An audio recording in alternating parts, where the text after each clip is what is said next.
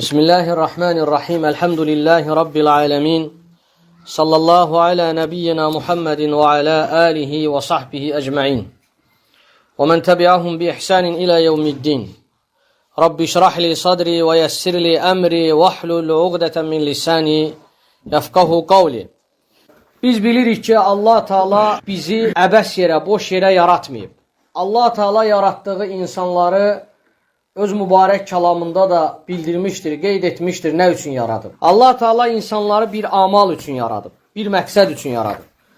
Allahı tanımaq, ona qul olmaq, ona ibadət etmək. Necə ki, 7 qat səmanın üzərindən Allah Teala Quran-ı Kərimdə öz kəlamında bildirmişdir ki, وَمَا خَلَقْتُ الْجِنَّ وَالْاِنْسَ إِلَّا لِيَعْبُدُونَ Mən cinləri, insanları ibadət etməkləri üçün yaratdım.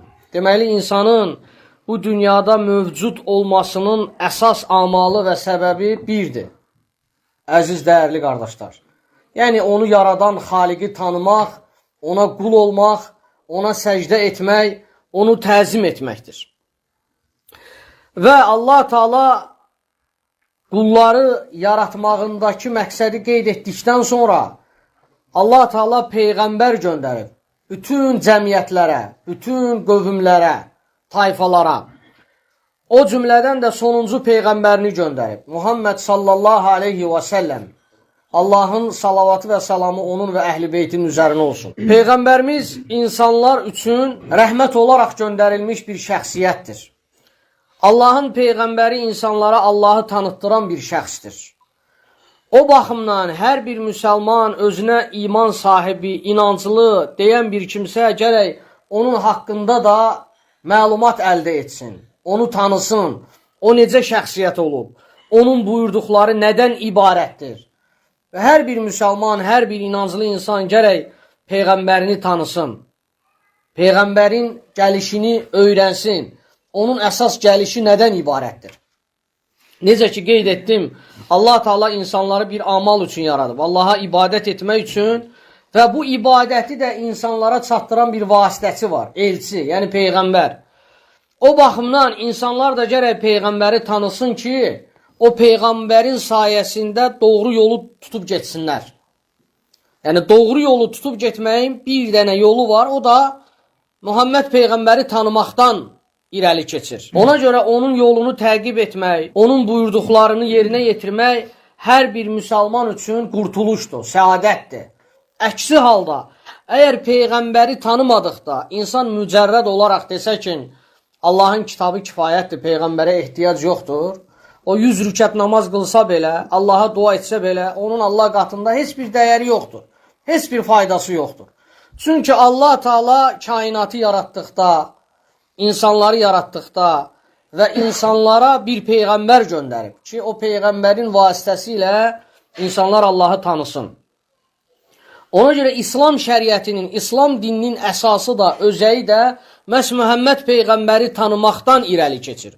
Onu tanımadan, onun yolunu təqib etmədən, onu bilmədən, dərk etmədən, onun haqqında məlumat əldə etmədən mümkün deyil insan İslam dinini əldə etsin. Ola bilər, yəni, nəsə özündən kitablar yazsın, ağlından, yəni cılız ağlından, nəsə müəyyən sözlər danışsın. O əsas vermir insana. İnsan bilməlidir ki, bu dinin əsli Allahın 7 qat səmada nazil etdiyi şəriətdir. Və onu da kimə nazil edib? Peyğəmbərə, Muhammed Peyğəmbərə. Və Muhammed Peyğəmbərin vasitəsilə bütün insanlığa çatdırıb.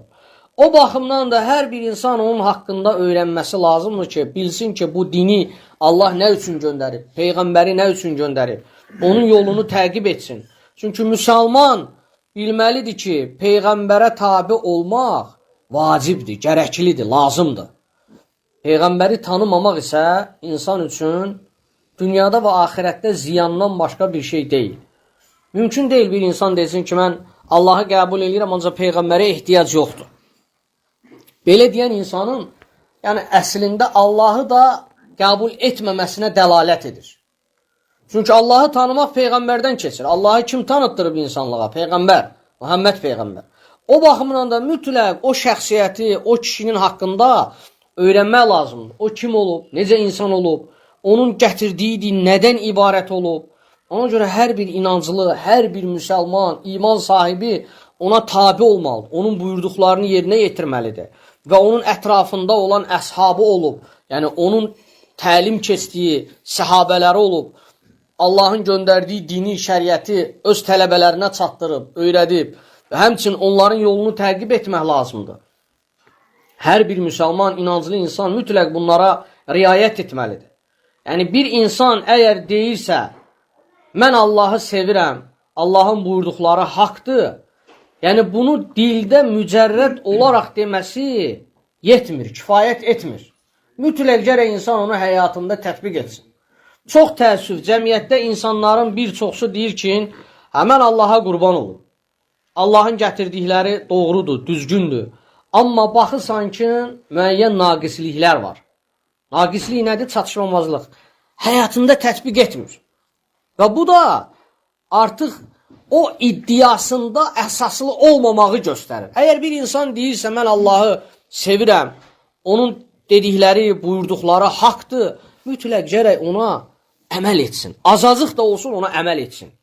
Çünki bir insan nə isə də sevməyi iddia edirsə, istəməyi iddia edirsə, o iddiasında özü-özünə sual versin. Nə dərəcədə haqlıdır, gerçəkdir. Çünki insan bilməlidir ki, Allahı sevmək, Allahın buyurduqlarına boyun əymək, qəbul etmək, haqlı hesab etmək və onun peyğəmbərini doğru hesab etmək nədən irəli gəlir? İndi bir ayə söyləyəcəm ondan. Yəni insan o ayəni nə dərəcədə həyatında tətbiq edir. Ona görə insan Allahın və peyğəmbərinin buyurduqlarını nə dərəcədə ona tabi olur və qadağan etdiklərindən nə dərəcədə çəkinirsə, hər bir insan bunu öz nəfsinə verməlidir. Allah Teala Quran-ı Kərimdə, Ali-İmran surəsində buyurur ki, Qul, de ey Peyğəmbər, İn kuntum tuhibbunallaha, əgər siz Allahı sevirsinizsə, diqqət edin, fəttəbi'uni, Peyğəmbərin dilindəndir. O zaman deyir, mənə tabi olun, mənim ardımca gəlin. Yuhibbukumullah və yaghfir lakum zunubakum. O zaman Allah da deyir sizi sevsin və sizin günahlarınızı bağışlasın. Vallahu gafurur rahim. Allah çox bağışlayandır və çox rəhm edəndir.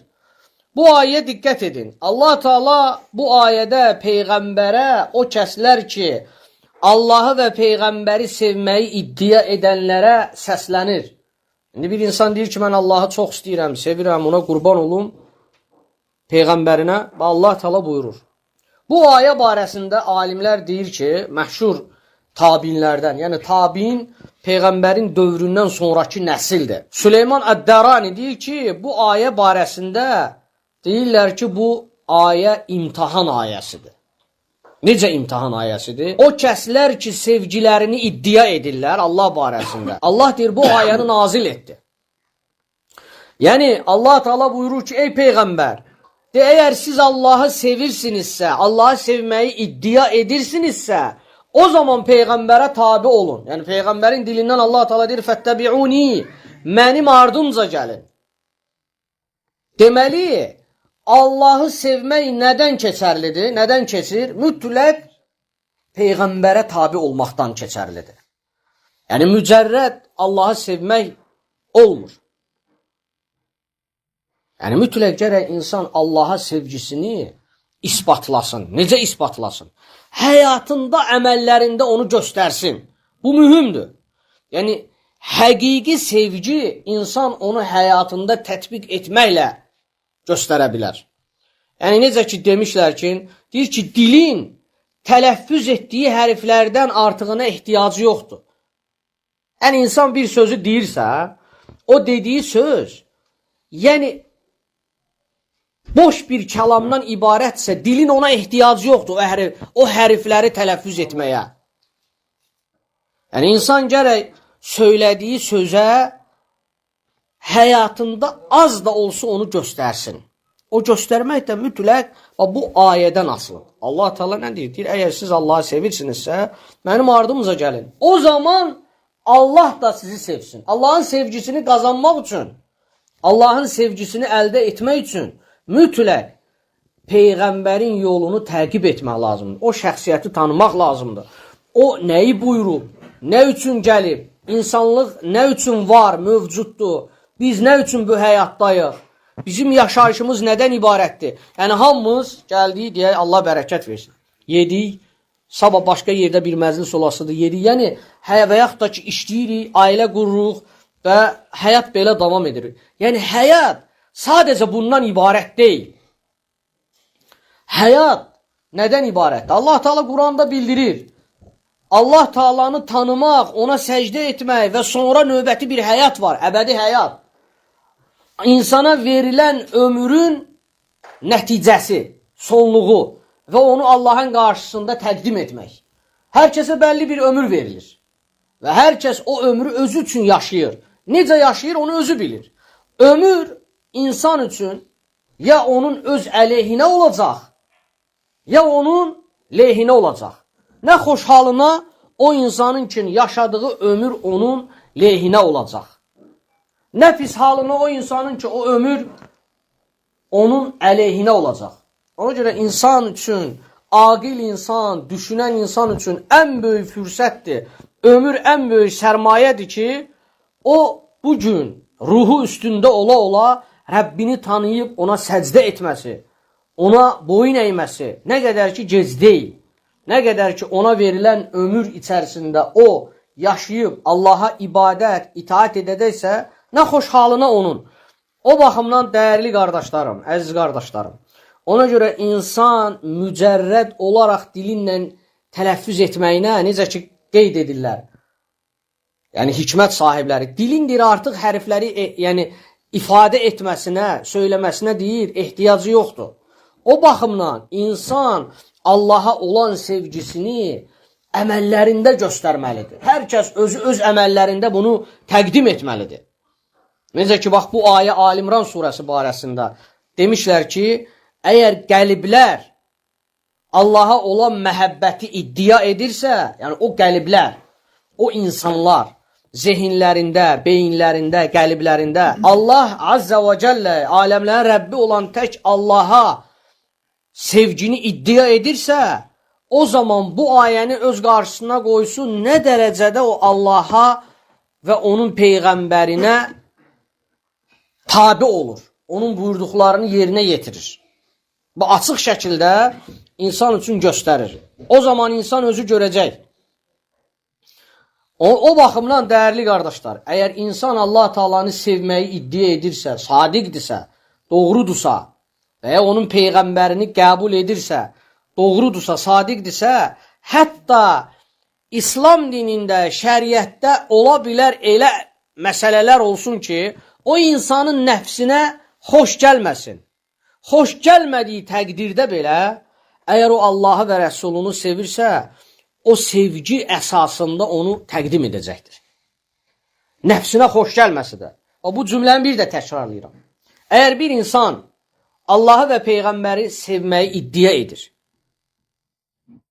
istəyir Allahı və Peyğəmbəri, sevdiyi bir şeyi iddia etdiyi təqdirdə, hətta İslam dinində onun xoşuna gəlməyən bir şey olsa da belə, əgər o sevgisində sadiqdirsə, o zaman onu təqdim edəcək, göstərəcək.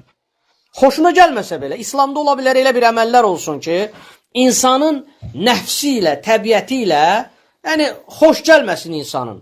Amma insan sevgini iddia edirsə Allahı və Rəsulunu, o zaman o xoşuna gəlməsə belə İslamda olan hər hansı bir əməl, o onu ortaya qoymalıdır, sevgisini təqdim etməlidir, göstərməlidir. O baxımdan insan üçün böyük bir fürsətdir. Həqiqətən. Burada olan qardaşlar əksəriyyəti cavandır, gəncdir.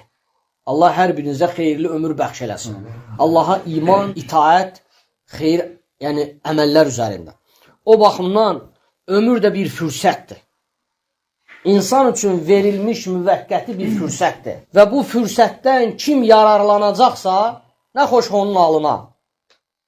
Ona görə insan ömründən istifadə etməlidir. İslamın dahi alimi İbn-i Qeyyim, Allah ona rəhmət etsin, buyurur ki, əgər bir insan Allaha və Rəsuluna tabi olmağı iddia edirsə, iddia edirsə, onun o tabeçiliyi nə zaman hasil ola bilər, ortaya çıxa bilər? O sevgisində göstərməlidir. Yəni, sevgi olmadığı təqdirdə, həqiqi sevgidən, o doğru, sadiq, dürüst sevgidə olduğu təqdirdə o tabeçiliyi ortada göstərəcək, ortaya qoyacaq. Olmadığı təqdirdə mümkün deyil onu göstərsin. Və həmçinin başqa bir yerdə buyurur ki, İbn Qeyyim, deyir ki, insan Allahın sevgisinə nə zaman nail ola bilər? Allahın sevgisini əldə edə bilər nə zaman? O zaman ki, onun sevgili Peyğəmbərinin yolunu təqib etdiyi halda. Baxın bir şey deyim. İnsanın Allahı sevməsi insan üçün əsasdır. Və biri də var ki, Allahın səni sevməsi bu insan üçün şərəfdir. Təsəvvür edin, göyləri və yerləri yaradan, onların arasında olanları yaradan, bu kainatı yaradan Allahın səni sevməsi sənin üçün böyük bir şərəfdir. İnsan üçün böyük bir şərəfdir. İnsanı Allahın sevməsi insan üçün böyük bir şərəfdir. Bilirsiniz, qardaşlar, nə demək?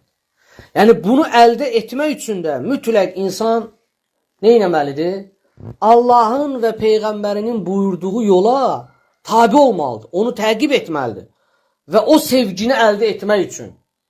Təsəvvür edin, göylərin və yerlərin sahibi, səni yaradan, sənin valideynlərini yaradan, kainatı yaradan, dağları yaradan, bütün bu kainatı yaradan, aləmləri yaradan Allahın səni sevməsi nə deməkdir bu? Yəni, sən onun sevgisini əldə etmək üçün gərək sən onun buyurduğuna tabi olasan ki, o sevgini əldə edəsən. Və eyni zamanda da onun göndərdiyi Peyğəmbərin yolunu təqib edəsən, izləyəsən ki, onun o sevgini əldə edəsən. İnsan üçün inanın bundan böyük bir şərəf yoxdur. Bundan o tərəfə bir şey yoxdur. Əgər bir insan Allahın sevgisini əldə edirsə, bundan möhtəşəm bir şey yoxdur. Və insan da həyatda ona çalışmalıdır ki, Allahın sevgisini əldə etməyə. Qurtuluşun, səadətin, fələhin, yəni gözəl sonluğun, müvəffəqiyyətin də əsas amalı, əsası, kökü məhz bunun üzərində durur. Həm bu dünyada xoşbəxtliyin, həm ahirətdə, qiyamət günü xoşbəxtliyin əsas o hədəfi, əsas kökü Allaha və onun Peyğəmbərinə tabi olmaqdan irəli gəlir. Əksi halda, inanın, insan əgər Allahı və Peyğəmbərini tanımadığı təqdirdə, onların buyurduğunu yerinə yetirmədiyi təqdirdə, mümkün deyil ki, o dünyada xoşbəxt və ahirətdə xoşbəxt olsun. Ola bilər, maddi baxımdan insan nə isə də əldə etsin. Amma həqiqi xoşbəxtlik, həqiqi səadət dünyada və ahirətdə məhz Allahın razılığını əldə etməklə olur. O da Allahın sevgisinə nail olmaqla. Allahın sevgisinə nail olmaq yalnız Allahın buyurduğunu həyata keçirməklə. Mücərrəd olaraq yox, əziz qardaş. Mücərrəd olaraq insanın deməsinin heç bir faydası olmayasıdır. Fayda o zaman olacaq ki, insan o söylədiyi sözü gerçəkləşdirsin, həyata keçirsin. Həyatında Allahın buyurduğu o buyruqları, əmirləri, qadağaları yerinə yetirsin. Çünki bilin ki, Allah Teala səmalardan nəyisə nazil edibsə insanlıq üçün, bilin ki, bu insanlığın xeyri üçündür. Nəyisə əmr edibsə, buyurubsa, tövsiyə edibsə, bu insanlığın xeyri üçündür. Eyni zamanda Allah Teala göylərdən nəyisə nazil edib, qadağan edibsə, yenə də bilin ki, bu insanlığın xeyri üçündür. Hətta dünyada qoyulan bəzi insanların qoyduqları qayda və qanunlar, yəni insanlığın xeyri və insanlığın zərəri üçün olan. Yəni onlar mümkün deyil ki, Allahın göndərdiyi şəriətdən daha üstün olsun. Mümkün deyil. Allah Teala göylərdən nəyi nazil edibsə, insanlıq üçün tövsiyə olunan, tövsiyə xarakterli, məsləhət xarakterli və inanın ki, bu insanlığın xeyri üçündür. Nə də qadağan olunursa, bu da insanlığın xeyri üçündür. Çünki Allah Teala insanlara ziyanlı və zərərli bir şeyləri tövsiyə etməz. Ona görə insan bilməlidir, nə qədər Allaha tabi olacaqsa, Allahın buyurduqlarını həqiqi şəkildə, yəni bu qulağından alıb qəlbinə ötürüb yaşayacaqsa, nə xoş halına və mütləq Allahın sevgisini əldə edəcəkdir. Amma bu qulaqdan alıb ötürəcəksə o birisi qulaqdan, onu həyatında tətbiq etməyəcəksə, təsəvvür edin, bugün bu məkanda eşitdik. Və yaxud da ki, indi elə bir dövrdür ki, sosial platformada hər kəsə açıqdır. İnsan gecə və gündüz Allahın ayələri barəsində eşidir, Peyğəmbəri barəsində eşidir, açıq və gizlidə eşidir. Əgər bu şeyləri, üzr istəyirəm, qulaq ardına vurursa, yəni bunun mahiyyətinə varmırsa, həyatında tətbiq etmirsə, inanın ki, ziyan çəkən onun özü olacaq. Amma bir insan da onu qəlbinə ötürərsə, həyatında yaşamağa, yəni cəhd edərsə, cəhd göstərərsə, nə xoş halına onun. Baxın, təsəvvür edin, Peyğəmbərdən sonraki dövrdə yaşayan insanlar, tabinlərin dövründə, onlar deyir ki, İmam Əvzəi, Allah ona rəhmət eləsin, deyir ki, biz Peyğəmbərin sünnəti barəsində, yəni Peyğəmbərin sünnəti nədir? Onun yolu, qoyduğu yol. Deyir, biz onu, o deyir, hara dövr edərdi, hara yönələrdi, bizim həyatımızdır Peyğəmbərin sünnətinə tabi olmaqdan ibarət idi. Yəni biz həyatımızı Peyğəmbərin buyurduğu kimi yaşayırdıq. O necə tövsiyə edirdi, o cür yaşayırdıq.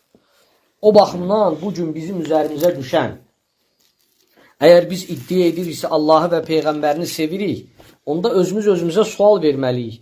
Həqiqi mi sevirik, yoxsa nəfsimizin şəhvani istəklərinə mi tabi oluruq? Bu çox mühüm məsələdir.